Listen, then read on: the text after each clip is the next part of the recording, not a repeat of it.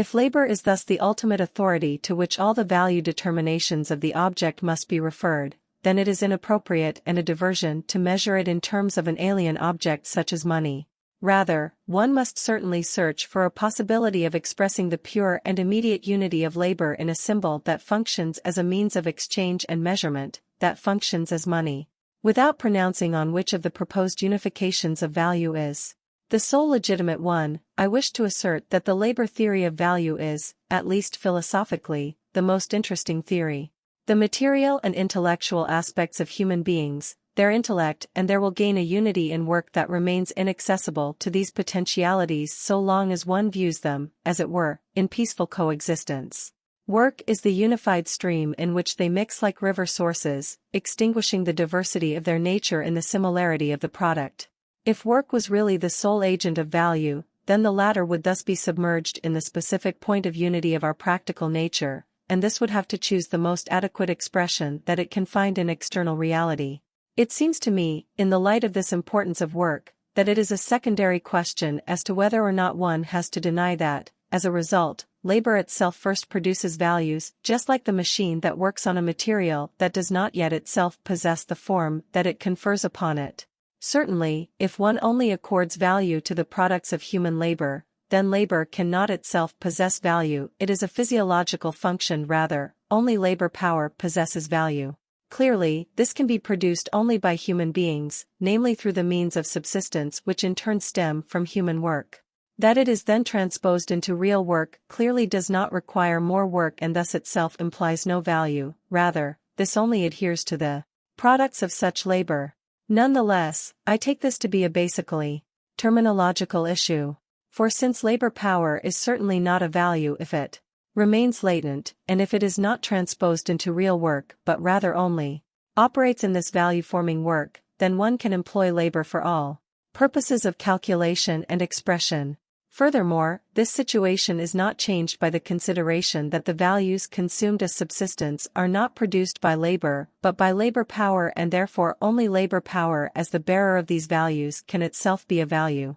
Therefore, the means of subsistence cannot be the sufficient cause of the value realized by human beings because this value exceeds that invested in the former, since it can otherwise never supply an increase in value. The division between labor power and labor is important only for the purposes of socialism, because it illustrates the theory that the worker retains only a part of the value that he produces. His work produces more values than are invested in his labor power in the form of means of subsistence.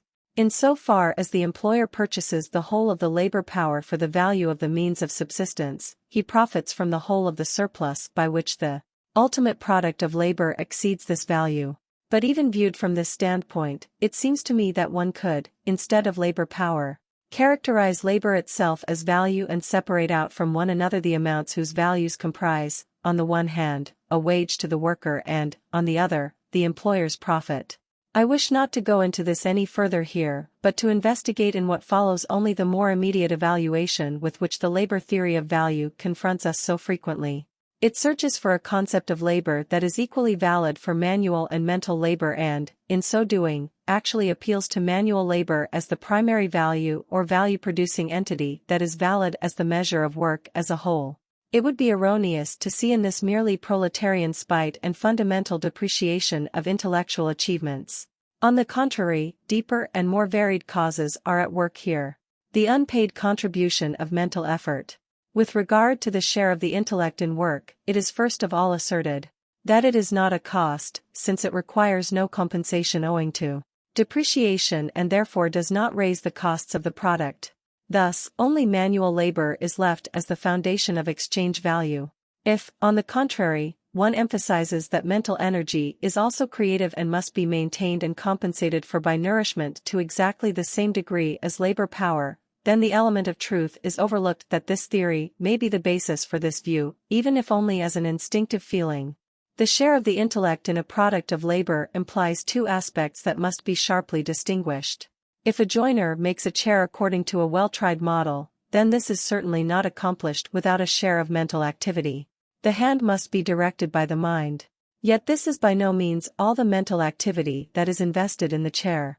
It could also not be produced without the mental activity of those who, perhaps generations ago, had invented such a design. The mental energy used here also forms a practical precondition for this chair. However, the content of this second mental process exists in a further form that no longer involves any mental expenditure of energy, namely as tradition, as objectivated thought which anyone can take up and reflect upon.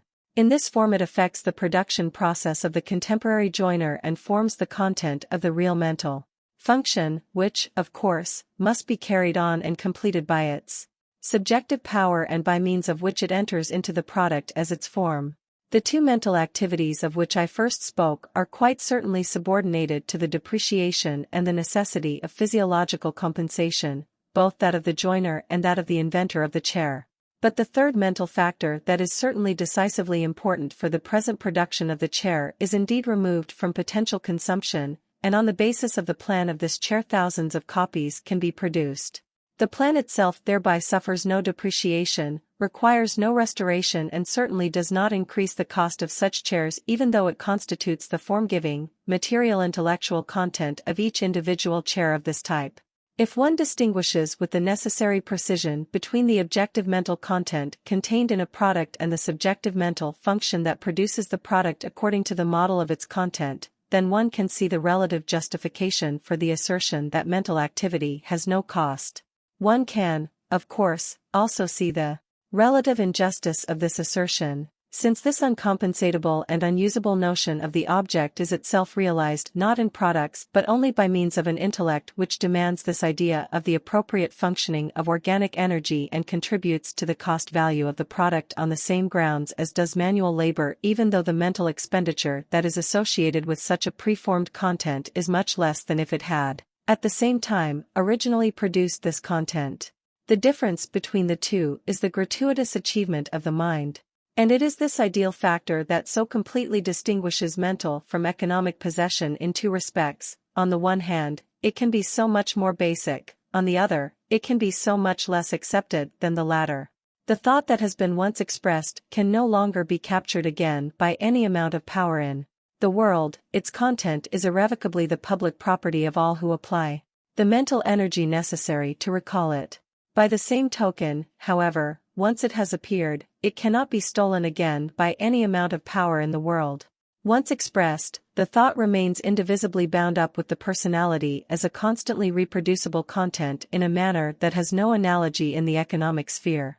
In so far as, in terms of its content, the intellectual process possesses this supraeconomic importance, and as such constitutes the psychological process, we are obviously concerned here only with the latter, with the question of the role that the mental expenditure of energy plays in the creation of value alongside manual labor.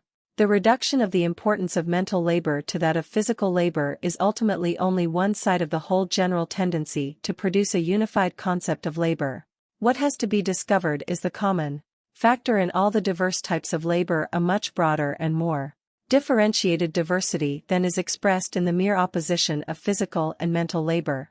If this were achieved, then an extraordinarily large theoretical and practical gain would be made, as much in fact as the gain from the existence of money. One would then gain the general, qualitative unit on the basis of which all value relationships between the results of human activity could be expressed purely quantitatively through greater or smaller amounts.